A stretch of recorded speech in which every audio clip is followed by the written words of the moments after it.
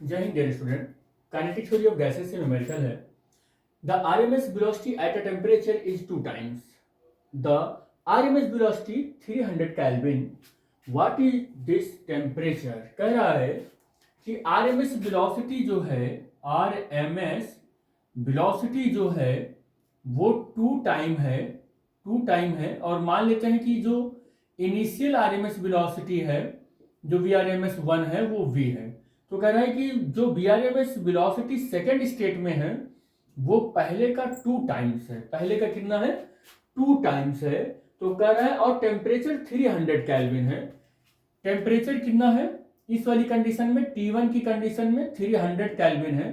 तो कह रहा है कि what is the temperature this condition. कह रहा है उस कंडीशन में टेम्परेचर क्या होगा जब ये वेलोसिटी 2 टाइम्स हो गया है। तो हम सपोज कर लेते हैं कि T है, T केल्विन है। अब आप V R M S equal to क्या जानते हैं बेटा?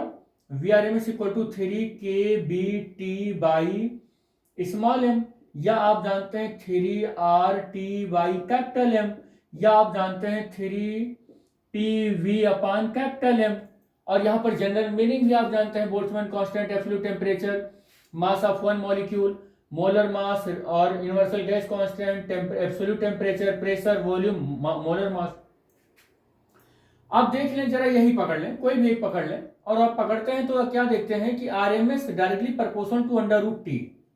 देख लो आप, √2T, बाकी सब कांस्टेंट है। यानी कि V R M S equal to K√T। यहां पर ये कांस्टेंट प्रोपोर्शनलिटी कांस्टेंट है, जिसकी वैल्यू यहां पर 3 KB/T रूट में होगा। ठीक है बेटा। अब अगर 1 के लिए, फर्स्ट स्टेट के लिए लिखे तो V R M S first और K√T1 हो जाएगा। ऐसे सेकंड के लिए V R M S second और फिर कितना हो जाएगा K और √T2 हो जाएगा।